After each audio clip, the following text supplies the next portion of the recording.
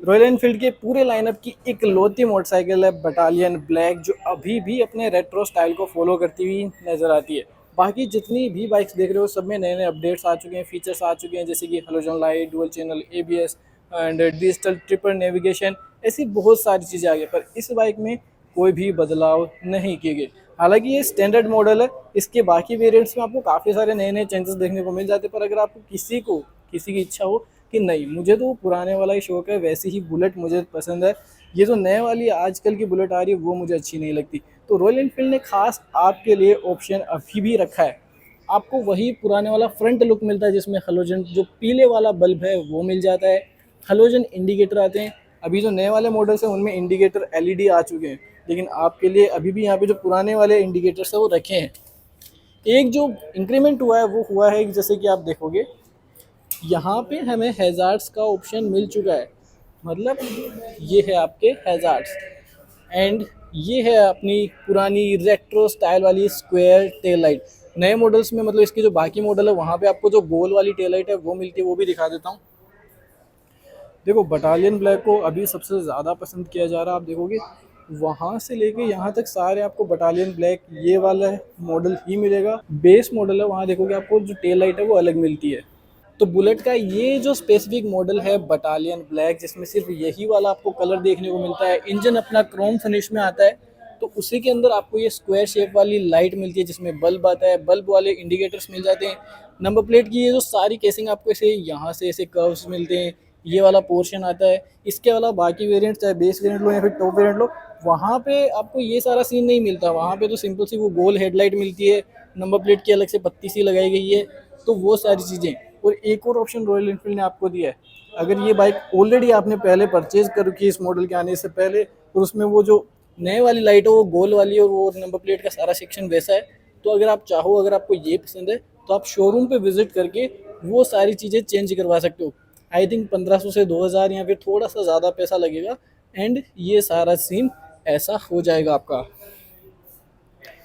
बाकी इसके अलावा इंजन देखोगे, इंजन आज भी आपको नए वाला ही मिलेगा।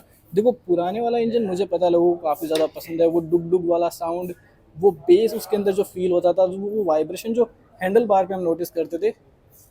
तो दोस्त अफसोस के साथ कहना पड़ रहा है कि वो सारी चीज़ें लौट के कभी वापस नहीं आने वाली। हालांकि कुछ टाइम बाद में तो क्या पता रॉयल एनफील्ड की लाइनअप भी इलेक्ट्रिक में कन्वर्ट हो जाए, क्योंकि रूल्स एंड रेगुलेशन ऐसे हैं। वो इंजन इसलिए नहीं आएगा वापस क्योंकि भाई कार्बन इमिशन काफ़ी कम करने थे, तो गवर्नमेंट ने रोक लगा दी उन सब चीज़ों पे। तो यहाँ पे ब्रांड्स को जो इंजन में चेंजेस करने पड़े, जिसकी वजह से किक हटा दी है, जे सीरीज़ वाला इंजन मिल जाता है, 20.4 PS and 27 Nm torque generate करता है। तो इस इंजन में आपको वो वाला साउंड जो डुग डुग वाली आवाज़ है वो नहीं मिलने वाली। हालांकि इसका साउंड भी मैं आपको चेक कराऊंगा, वैसा तो नहीं पर काफ़ी अच्छा है। यहाँ पे बुलेट 350 की ब्रांडिंग मिल जाती है, तो भाई ये जो नाम है ना, इससे एक अलग ही लेवल का प्यार है। आपको यहाँ पे जो गोल्ड फिनिश में जो लाइंस है वो मिल जाती है, जो कि हैंड मतलब हाथों से बनाई गई है, कोई भी मशीन का यहाँ पर इनमें यूज़ नहीं होता आज भी। रॉयल एनफील्ड का एम्बलम यहाँ भी आ जाता है, यही जो गोल्डन स्ट्रिप्स है वो आपको टैंक पे देखने को मिल जाती है। ब्लैक कलर है, ग्लिटर स्पार्कल्स इसके अंदर नजर आ जाते हैं।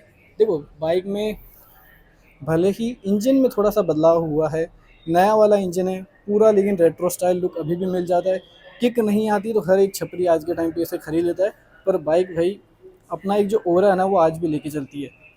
वजन आता है बाइक में 195 kg का, with full fuel tank, 13 litre की फुल टैंक कैपेसिटी आ जाती है। कंपनी क्लेम करती है इस बाइक का 37 किलोमीटर का माइलेज, मतलब 37 किलोमीटर पर लीटर, जो कि बताने की बात है। रियल लाइफ में 30 से 34 के आसपास इसका माइलेज रहने वाला है। बाकी फ्रंट में आपको हलोजन में जो पायलट लैंप है वो मिल जाते हैं, हलोजन लाइट मिल जाती है। यहाँ पे हाइड्रोलिक टेलीस्कोपिक सस्पेंशन आते हैं, मेटल का सारा आपको जो मडगार्ड है वो मिलता है फ्रंट का, एंड 300 mm का सिंगल चैनल एबीएस के साथ आती है बाइक। देखो एबीएस क्या होता है वो क्लियर कर देता हूँ।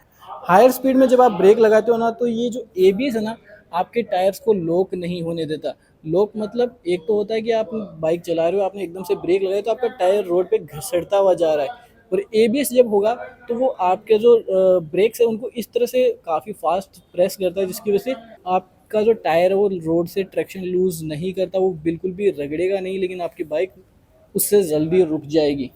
तो ये होता है एबीएस। सिंगल चैनल एबीएस है, सिर्फ फ्रंट के टायर में देखने को मिलेगा।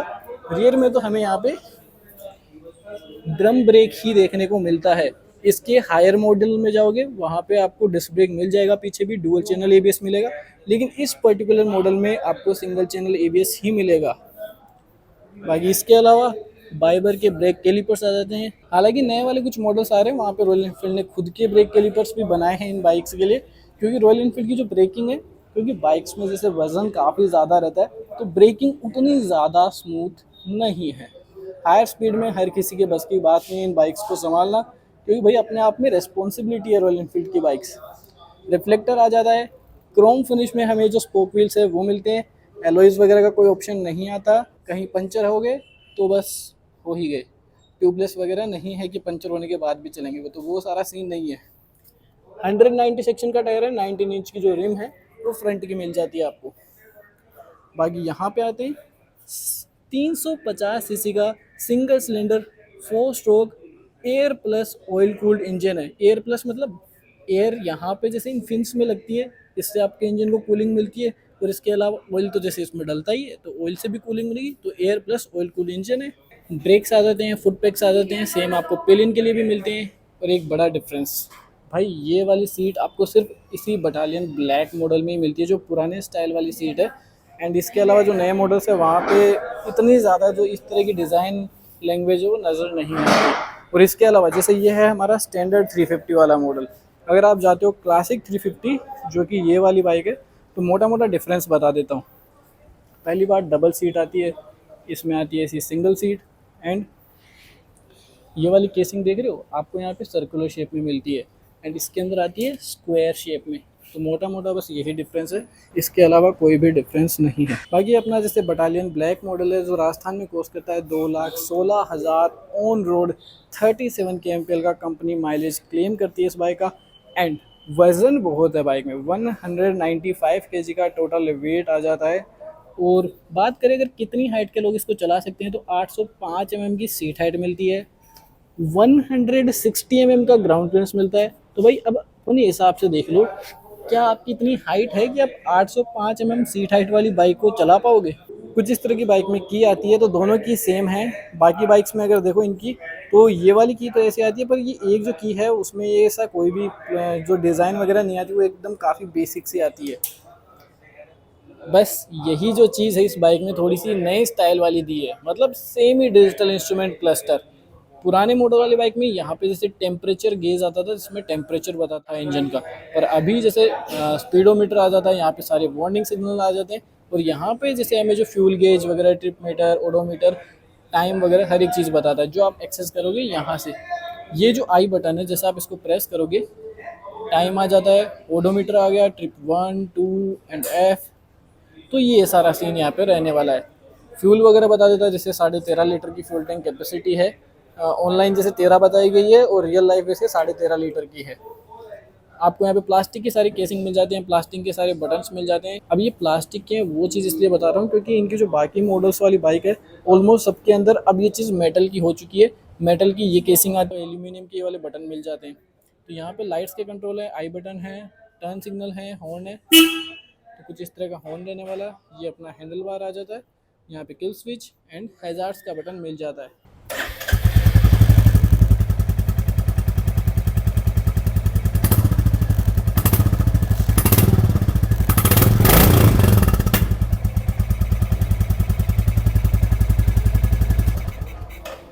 तो भैया ये थी अपनी बाइक, और इसका एग्जॉस्ट भी आपने चेक किया। पर अगर आपको अभी भी ऐसा लगता है कि नहीं यार मज़ा नहीं है, वो पुराने वाला साउंड ही चाहिए, ये साउंड वैसे मुझे तो देखो सही लगा, अभी भी काफ़ी बढ़िया साउंड है बाइक का चलाते टाइम। हालांकि ये उतना बढ़िया फील नहीं होता जो कि पहले वाली में होता था। और आपको ऐसा चाहिए कि भाई पहले वाला साउंड ही चाहिए, तो एग्जॉस्ट चेंज करा सकते हो, पर चालान के लिए रेडी रहना, क्योंकि यार वो चालान वाला लफड़ा यार क्या ही बताएं, वो पुलिस वाले सही से बात भी नहीं करते हैं, फिर गाली गलौज पे उतर आते हैं। तो वो तो मैं क्या ही बताऊँ, अपने पर्सनल एक्सपीरियंस से बता रहा हूँ जो मैंने चीज़ें फेस की है आफ्टर मार्केट एग्जॉस्ट के साथ। सिंगल चैनल एबीएस के साथ बाइक आती है, टॉप मॉडल मतलब हायर वेरिएंट्स में जाते हो डुअल चैनल हो जाता है, वहाँ पे पीछे भी आपको डिस्क ब्रेक मिलेगा, लेकिन इस वेरिएंट में और इसके नीचे वाले वेरिएंट्स में आपको फ्रंट में डिस्क ही मिलता है।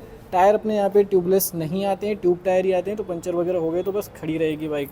बाकी 13.5 लीटर की fuel tank capacity, 37 mileage company claim करती है, 350 सीसी का इंजन है, 805 mm की सीट हाइट आ जाती है एंड अराउंड 160 mm का यहाँ पे ग्राउंड क्लियरेंस मिल जाता है। तो अब अपने हिसाब से देख लो आप कि कितनी हाइट वाले लोग इस बाइक को चला सकते हैं। तो बाइक अगर अच्छी लगी, रिव्यू अच्छा लगा तो मेक श्योर चैनल को लाइक एंड सब्सक्राइब करना मत भूलना एंड वीडियो देखने के लिए आपका धन्यवाद।